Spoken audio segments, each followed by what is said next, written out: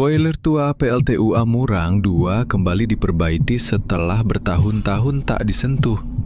Tak ada yang tahu di dalamnya tersembunyi cermin gaib, tempat bersemayam arwah wanita yang menanti seseorang yang salah langkah. Di PLTU Amurang 2, tim teknisi dikirim untuk memperbaiki bagian boiler yang tersumbat. Pekerjaan malam dipilih agar proses pendinginan tak mengganggu aktivitas siang hari. Di balik dinding baja dan pipa-pipa berkarat itu, sebuah rahasia lama bangkit.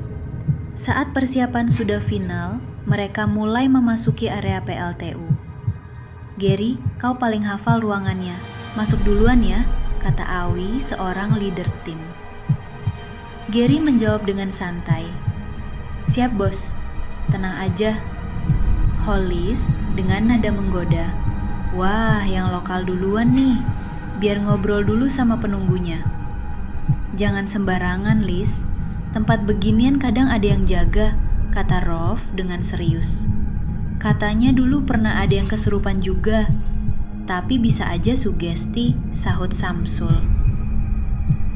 5 orang masuk ke dalam. Awi sang foreman, Gary si teknisi lokal, Hollis dan Samsul dari Jawa, serta Rauf yang senang hal mistis. Mereka mulai menelusuri lorong boiler yang sunyi dan gelap. Saat membuka pipa tua, mereka mendengar suara aneh dari dalam, seperti helaan napas dan tangisan perempuan. "Tadi kalian dengar?" kata Gary kepada teman-temannya. Hollis pun menjawab, "Suara angin itu mah biasa di ruang kosong." "Itu bukan angin, dengerin baik-baik, itu menangis," bisik Rolf. Samsul menyinari sudut gelap dan suhu ruangan mulai turun. "Kok dingin banget tiba-tiba ya?" kata Samsul pelan. Saat Gary berdiri di satu titik lantai, dia merasa ada sesuatu yang dingin dan cekung. Ia seperti menginjak sesuatu yang halus, tapi tak terlihat dengan mata telanjang. Gary berkata lirih, "Aku kayak nginjek kaca barusan." Hollis yang berdiri di sampingnya menimpali. "Mana? Gak ada apa-apa." "Benda halus, Liz.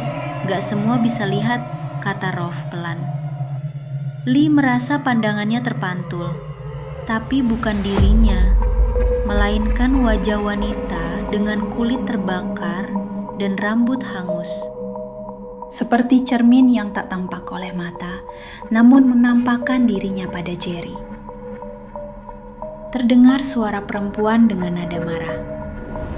"Kau injak milikku. Kau tak tahu sopan santun di sini." Tiba-tiba terdengar suara kaca pecah. Boiler bergetar hebat. Lampu senter mati bersamaan. "Keluar sekarang!" kata Awi kepada timnya dengan mimik serius. Hanya Jerry yang tetap berdiri diam, lalu berbicara seperti suara perempuan. "Kalian kesini tanpa permisi. Kalian hancurkan kaca riasku." "Itu suara wanita!" teriak Samsul ketakutan. Awi yang berdiri di dinding baja segera menyuruh anak buahnya, "Bawa Jerry keluar, sekarang!" Teman-temannya dengan rasa ketakutan segera membawa Jerry keluar. Jerry mulai meracau. Tangannya mencakar tembok boiler. Matanya kosong. Wajahnya bukan lagi seperti Jerry. Ada sesuatu yang merasuki tubuhnya. Saat Jerry dibopong keluar, nafasnya berat. Mereka membawanya ke warung Pak Rahman, lelaki tua yang dikenal bisa menangani hal gaib. Pak Rahman yang tahu ada sesuatu segera menyuruh mereka masuk rumahnya. "Taruh dia di tikar, jangan tanya apa-apa, dengarkan saja." "Pak, dia kerasukan, saya yakin," kata Rolf dengan rasa takut. Pak Rahman dengan penuh konsentrasi menatap Jerry. Dia lihat arwah perempuan yang meninggal di tempat itu dulu sekali, sebelum tempat itu dibangun. Pak Rahman membaca doa-doa dengan khusyuk. Tak lama kemudian, Jerry menangis. Tetapi ada sesuatu yang mengendalikan tubuhnya. Jerry menangis seperti suara tangis perempuan. "Kenapa kalian pecahkan kaca riasku? Kalian lancang masuk tempatku tanpa permisi."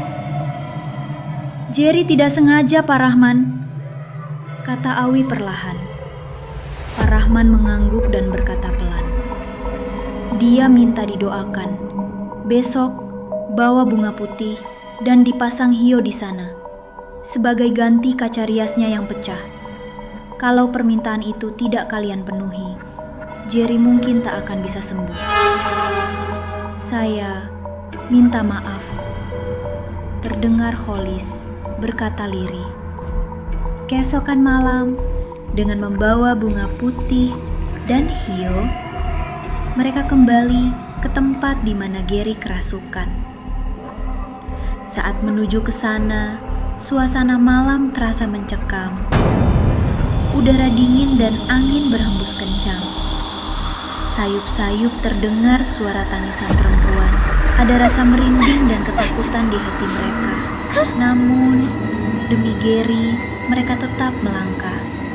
Dipimpin Pak Rahman, mereka membacakan doa bersama di boiler. Sebelum pulang, mereka meletakkan bunga putih dan membakar hiyo. Mendadak, udara di sekitar boiler menjadi hangat dan angin berhenti berhembus. Suasana menjadi tenang dan damai. "Ayo kita kembali ke rumah. Dia sudah menerima semuanya," kata Pak Rahman sambil berjalan pergi dari tempat itu. Dari surah Pak Rahman, Gary mulai sadar. "Aku lihat dia, Pak. Wajahnya sedih, tapi dia nangis. Seperti kehilangan sesuatu."